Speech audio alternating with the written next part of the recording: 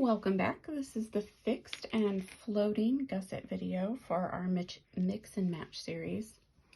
At this point, you should have a front piece cut, a back piece cut, and a gusset cut. If you don't have your pieces cut, go ahead and give me a pause and get those cut, and then we'll get started. We need to finish the top piece of our gusset, and that's going to be the piece that's just a little bit shorter than the other end. On the pattern piece it says front. This is what the finish looks like if you do an overcast stitch on your sewing machine, and this is what it'll look like if you do it on your serger or overlocker. So either one is fine, we just need that front piece to be finished.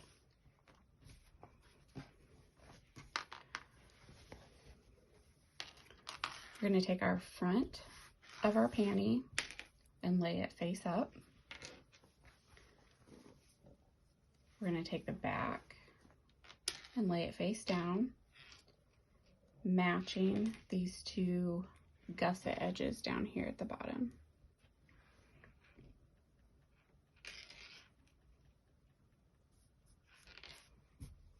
Then you're going to take your gusset, whether you're doing the fixed or the floating, it's the same, and we're going to lay that face down and match up that raw edge.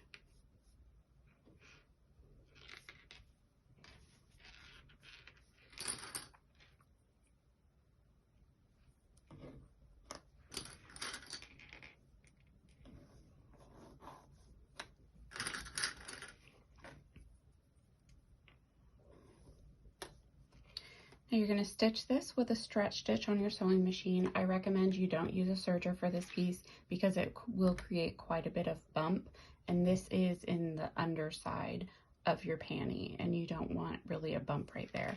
So we're going to stitch this at a 3/8 inch, and that's pretty important here because you'll notice how it kind of curves down and sort of gives you a tab.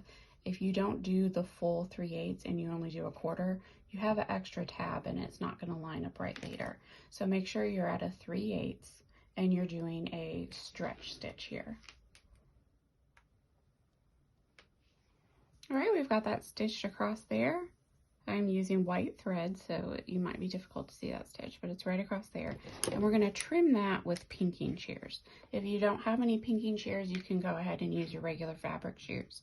But this will kind of get just a little bit more of that fabric out of this back piece.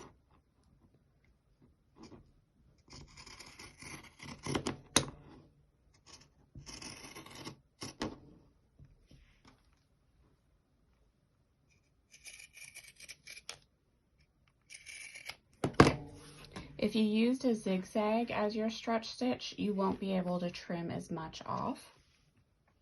But I used my lightning bolt stitch, so it's almost straight, so I could trim really close to that stitch line. Right, so you're just going to fold these out. So there was our seam, and I just folded the back and the gusset this way, and then this piece is the front. We're going to pull this gusset right on top of this front piece. See how it lays there like that, and you're matching up your edges. And that's what I was saying about not getting that accurate seam allowance here. By leaving extra tab, you might not match correctly on here. So I'm going to pull that over. You can certainly press this if you need to.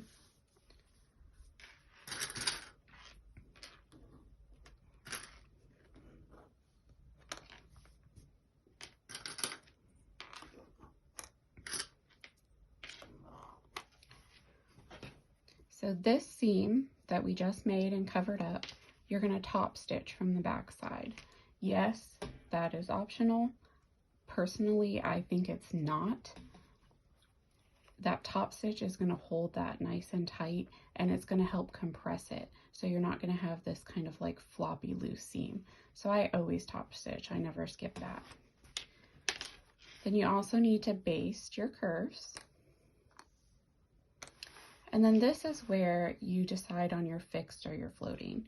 Your floating, you're going to leave this open and you're not going to put anything here. Your fixed, you're just going to top stitch this down.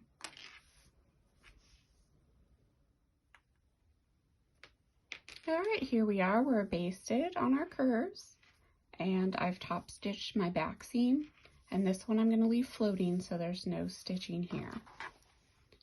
I just use a zigzag for my top stitching. I call it my underwear stitch. I use a length of 6 and a width of 6, and that gives me a 1/4 inch coverage, which is perfect for all the finishes that I'm going to be using for my underwear, especially for my bindings and my fold over elastic. I know that I'm going to catch both sides with that size stitch. So there you can see the basting, and then there's no stitching for the floating gusset. And then here is what the fixed gusset looks like. It's just another row of stitching that matches that back stitching. And if you're using a thread that's the same color, you can hardly see that stitch. This is at the front of your panty, so if you have issues with seams, that might be a reason why you would want to leave it floating, because you don't kind of have that stiff seam. But again, at the same time, with your floating, you have that open, so that can also catch and maybe rub on you and sort of stretch out. So you really have to just decide which fabrics you're using, what you would prefer. I do all of mine fixed.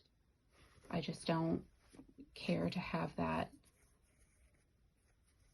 sort of piece like stretching and then rolling in the washing machine and that sort of thing. So it's just, both of mine are fixed, and I don't mind that seam right there. I don't think it detracts at all.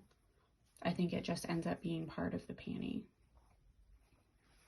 So there's your fixed and your floating gusset, and I'll see you in the next video you choose for your leg bands.